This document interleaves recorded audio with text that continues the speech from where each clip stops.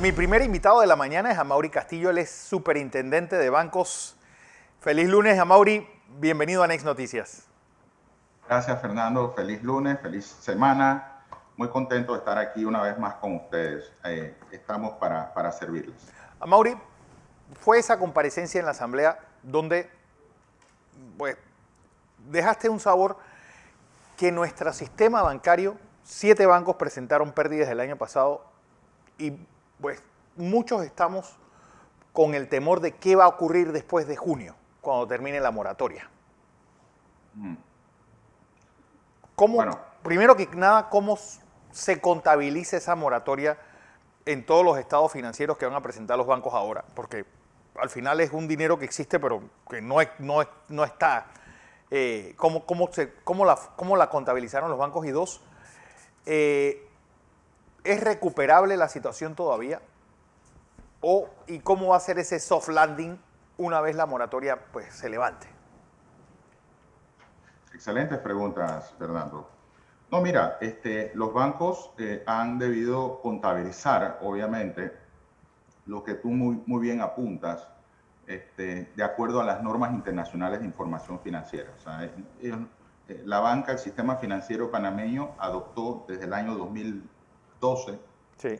2013, el que sus estados financieros sean expresados con base a las normas internacionales de información financiera conocidas como las NIF.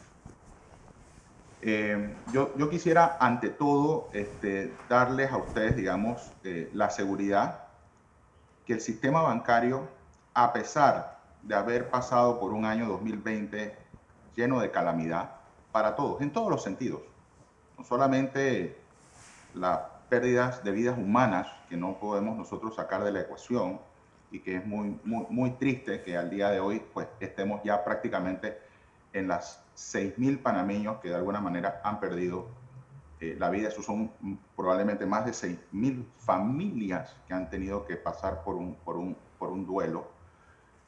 Y los miles de panameños que también, pues de alguna manera, también han perdido sus trabajos, Claro. sus contratos siguen posiblemente suspendidos o se le han disminuido sus jornadas de trabajo. Todo eso afectándonos de alguna manera importante.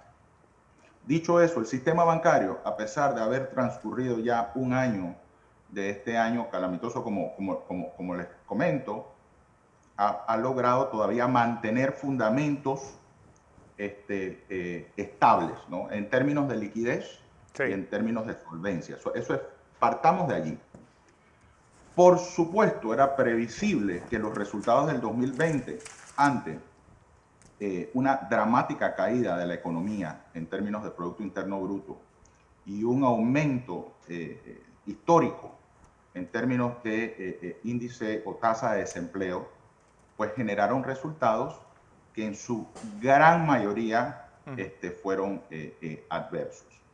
No solamente por resultados negativos, en realidad fueron alrededor de 8 bancos los que reflejan, digamos, resultados negativos, sino que todos los bancos del sistema mostraron, digamos, o pérdidas o sencillamente una reducción sustancial de sus utilidades.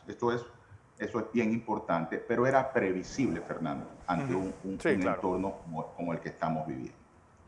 Ahora bien, contestando tu pregunta, es importante que entendamos que al día de hoy hay alrededor de unos 23.000 millones de dólares más, dólares menos, de créditos que nosotros hemos denominado como modificados. Es decir, que tienen una suerte de modificación de sus términos y condiciones originalmente pactados. Que hay un abanico de opciones que la regulación bancaria permite, que es mucho más allá de una moratoria que básicamente no me pagues hasta una fecha determinada. La regulación bancaria permite, sí, periodos de gracia, que yo lo podría asimilar a una moratoria, efectivamente es así, pero también a la posibilidad de poder negociar, digamos, un ajuste en la tasa de interés, un ajuste en la cuota mensual o en la letra mensual, y por supuesto eso puede conllevar también a extensión de los plazos de esos créditos tal cual se acordaron originalmente. Entonces, hay toda una suerte, digamos, de opciones que se les permite a los bancos y a sus clientes. Ahora, ¿qué vamos a hacer con esos casi 23 mil millones de dólares en términos de préstamos modificados? Allí, eso, digo, no hay que hacer adivino, es un desafío enorme, que tendrán los bancos que hacer para que prácticamente el 40% del total de la cartera de crédito local está en esa condición. Y para ello es fundamental que los clientes estén muy en contacto con los bancos y viceversa, para ir entendiendo mejor esa nueva realidad, esa nueva capacidad de pago que pueden tener estos deudores, de manera tal de que el banco pueda generar ese alivio financiero muy ajustado a su nueva capacidad de pago. Ahora, allí, y yo diría, complemento tu pregunta desde el punto de vista contable, es que, por supuesto, hay un número importante en los estados financieros de intereses devengados no cobrados, que la norma obviamente establece perfectamente registrarlos como si fueran ingresos, pero claro, son ingresos, en efecto, pero son ingresos que aún no han sido, digamos, cobrados. Y eso también será un desafío enorme, porque es claro de que no todos las personas se podrán recuperar. Habrán algunos sectores, y ya nosotros lo estamos viendo, que su recuperación va a ser mucho más lenta, e inclusive hay algunos deudores que muy probablemente no se vayan a recuperar. Entonces, eso es un ejercicio que los bancos están haciendo, y ese es ese gran desafío monumental, como le hemos llamado nosotros acá en la superintendencia, que nos depara, digamos, este 2021, ¿no? Pero sobre la base, digamos, yo diría que bajo un escenario de optimismo y cautela a la vez, porque será muy importante encontrar ese balance de manera tal de que los fundamentos del sistema bancario se sigan manteniendo estables. Eso es de la esencia, Fernando. Ok, don José Blandón con nosotros, Mauri. Ingeniero, qué gusto saludarlo. Un placer. Le voy a hacer un par de preguntas difíciles, pero si no lo abordamos ahora, le vamos a hacer un daño muy grande a la economía. Le voy a hablar sobre la moratoria. Yo pienso que en este momento es insostenible para la República de Panamá y para su recuperación económica mantener la moratoria. Y le voy a explicar en qué. La moratoria, por ejemplo, en el sector eléctrico, en la que las empresas de distribución eléctrica han caído en una especie de iliquidez, producto de que las cuentas por cobrar han subido enormemente, afecta su capacidad de pagarle a las empresas de generación, que entonces le tienen que comprar crédito, y usted sabe que eso se compra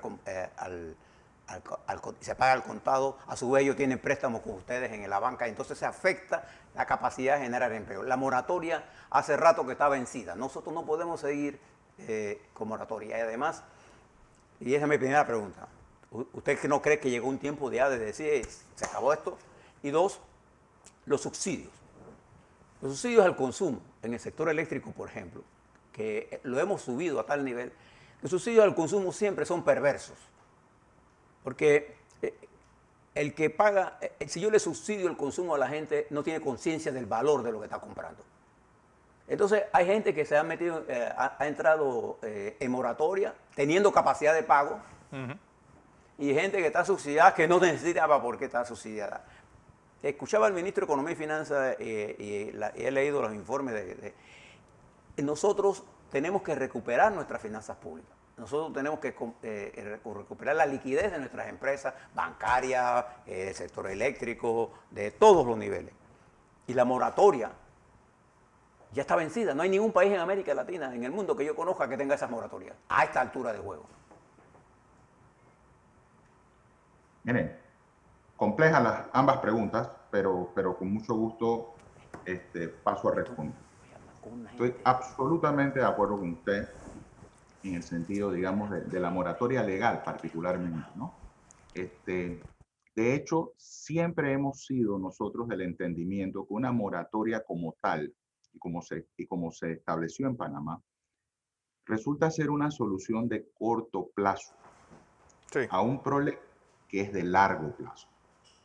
Entonces, pareciera ingenuo pretender poner una curita a un tema que a todas luces tiene, digamos, un horizonte de tiempo prolongado para empezar, digamos, a estabilizarse la situación. Por lo tanto, la regulación bancaria después de un año, sí. ingeniero, ha dado muestras de su efectividad, porque efectivamente lo que se busca es diseñar soluciones de largo plazo a un problema de largo plazo. Eso hace Sí. todo el sentido y la lógica del mundo. Pero la pregunta, Mauri, Entonces, y es que dentro de todo lo que estás hablando, ¿hay alguna experiencia del cierre de bancos del 88 y 89 que puedan aplicarse a esta moratoria?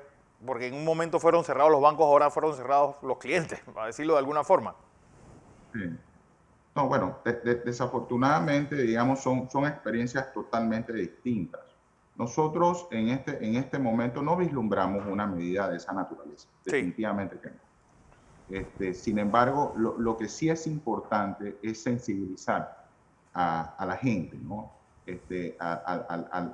Al deudor bancario, sí, de manera tal de que sincerar, digamos, su situación y que los problemas no se van a resolver sencillamente huyéndole a dar la cara. O sea, hay que ir al banco, hay que explicarle, señores, tengo este negocio que por las razones, digamos, ya conocidas de cierres y tal y cual, se vio afectado. Lo que se necesita ahorita mismo para yo levantar, digamos, mi negocio es un capital de trabajo con un periodo de gracia, digamos, para no pagar, por ejemplo, capital por un periodo de tiempo, de manera tal de que el negocio vaya generando los flujos que permita entonces luego repagar ya capital, intereses, ir sí. normalizando su situación. Pero Los también bancos lo están haciendo. hay algo que Lo, la banca va a sacar en claro de esta pandemia y de esta crisis. Uno, ¿cuántas sucursales bancarias han cerrado? ¿Por qué? sí. La banca está en pro o está convirtiéndose casi en una banca electrónica donde eso abre cancha a muchos otros jugadores que pueden estar sin estar aquí. Traes un buen punto, Fernando, y en efecto, o sea, ya se veía, digamos, antes de la pandemia, cierta tendencia de disminución, digamos, de la fuerza laboral en el sector bancario.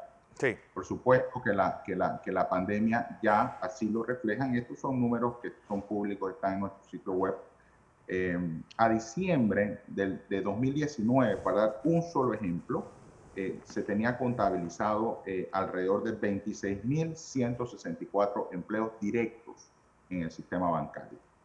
A diciembre de 2020 se contabilizan 24.395, es decir, ya 10%. hay una tendencia de ir disminuyendo por las razones variadas, obviamente. El tema, digamos, de un año 2020, como ya expliqué, con tantos problemas de no poder, digamos, realizar el negocio. El negocio es captar recursos del público y colocar en forma de préstamos. Pero si la economía obviamente no estaba demandando, no estaba generando, y los números así lo establecen, los publicados recientemente por el INEC, pues obviamente esa intermediación no se estaba dando.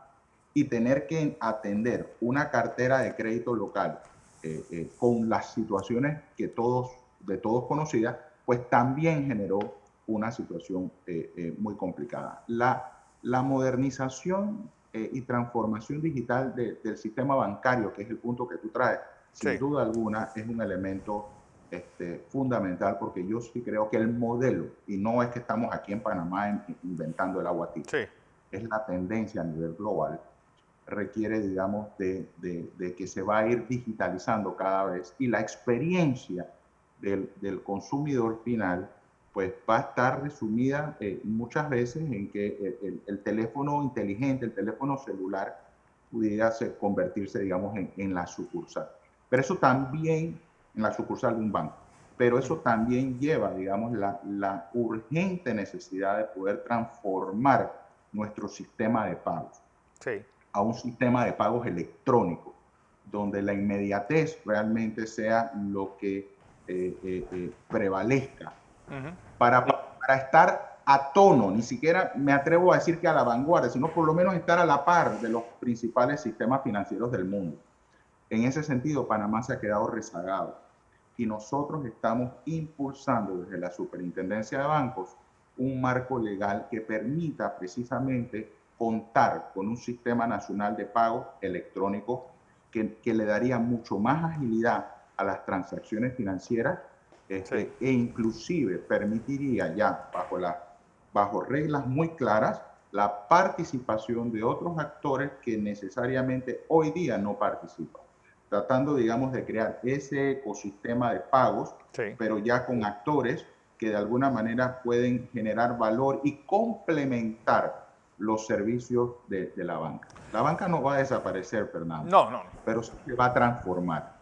Y eso es importante que lo tengamos muy claro, y el banco que no lo tenga muy claro, pues obviamente está en una situación de desventaja, porque efectivamente el modelo de negocio tal cual como lo conocíamos tradicional es un modelo que está en una evolución constante, y la pandemia ha sido, digamos, el mejor pretexto para impulsar esos cambios de manera radical.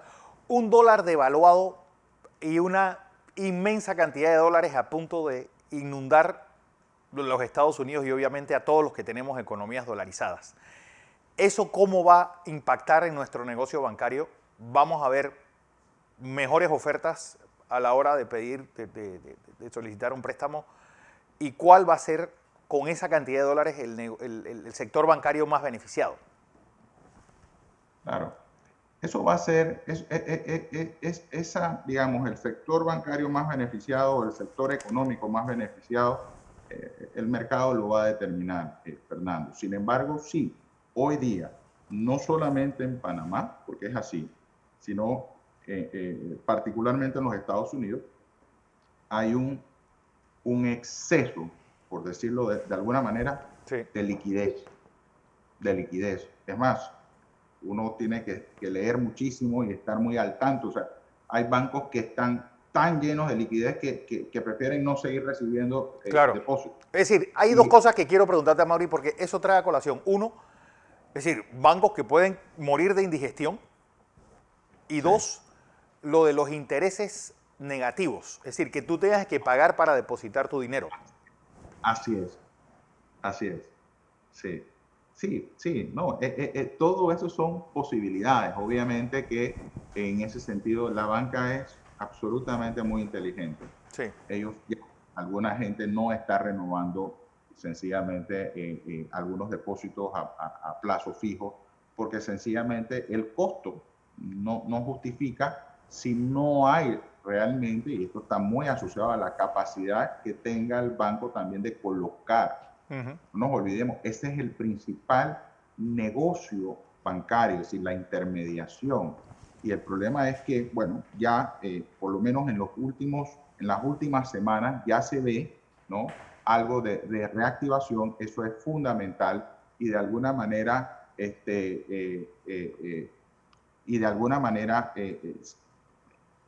existe demanda. El gran tema es que la demanda no necesariamente es calificada. Entonces, ese es otro elemento que hay que evaluar. Pero ciertamente, o sea, son de esos problemas, yo no sé si decir si son de esos buenos problemas. Hay liquidez, esa liquidez hay que colocarla, pero esto va a estar muy asociado también, digamos, a la capacidad que tengan las entidades bancarias con base, digamos, a esa economía que empiece ya a moverse, de manera tal de que se pueda generar, sí, demanda, pero calificada, ¿no? La dolarización de Ecuador puede ser una ventaja para que ese capital ecuatoriano, pues viendo la cantidad de inestabilidad política que hay, tenga refugio en Panamá. ¿Se sabe si eso ya se está dando? Mira, digo, sí los depósitos externos han aumentado, ligeramente, pero han aumentado. Y han aumentado después de algunos años, Sí. donde esos depósitos externos fueron disminuyendo. Hay una tendencia a ir disminuyendo por diferentes razones. Desde reputacionales, eso es un elemento Claro. importante, Fernando, hasta digo, por temas de inclusión de Panamá en listas Listas discriminatorias grises. y demás, por escándalos realmente desafortunados, como los Mossack Fonseca Papers, entre otras situaciones. Pero hoy día ya te puedo decir, y los números así lo establecen, hay ya una tendencia a ir recuperando realmente depósitos externos, inclusive de Colombia. Eso fue una pregunta que nos hicieron en la asamblea sobre el intercambio, digamos, de información automático entre Panamá y Colombia. Lo que hoy día tenemos aquí son realmente dineros que para esos colombianos y empresas, de alguna manera ya están, ¿cómo decirle? Declarados en Colombia. Es decir, parte, digamos, de la nueva disciplina de mercado y regulaciones internacionales adoptadas por Panamá, es que esos dineros tienen que estar debidamente declarados en su país de origen. Okay. Entonces, regresando a lo del Ecuador, por supuesto, Panamá, a pesar, digamos, de todas las situaciones que estamos viviendo de ansiedad y de intranquilidad en algunos sectores, sigue generando confianza al mundo entero, sigue generando confianza internamente a la base de depositantes, que tú sabes que es la principal fuente de financiamiento del crédito en Panamá, son los depositantes, y la estabilidad política es un elemento fundamental. Entonces, economías como por ejemplo, o recursos que vienen de Ecuador o de El Salvador, pues en un sistema dolarizado como el panameño, con esa estabilidad política a la que hago referencia, por supuesto, genera ese elemento de confianza para que esos dineros también puedan encontrar en Panamá un lugar seguro. Y ni hablar de aquellas economías que no están dolarizadas, Fernando, que también buscan, digamos, un sitio, una jurisdicción o un sistema bancario dolarizado para mitigar el riesgo, digamos, de cambio, ¿no? Claro. Entonces, todos esos son elementos que juegan a favor del país, de Panamá y de su sistema bancario, y que confiamos realmente el 2021, a pesar, como te dije hace un momento, que nos sentimos optimistas, pero con cautela, puedan seguir jugando a favor del fortalecimiento de Panamá como un sistema bancario, como un centro bancario internacional muy bien regulado, y que se mantenga las regulaciones. Esto es fundamental dentro de la cancha de los técnicos.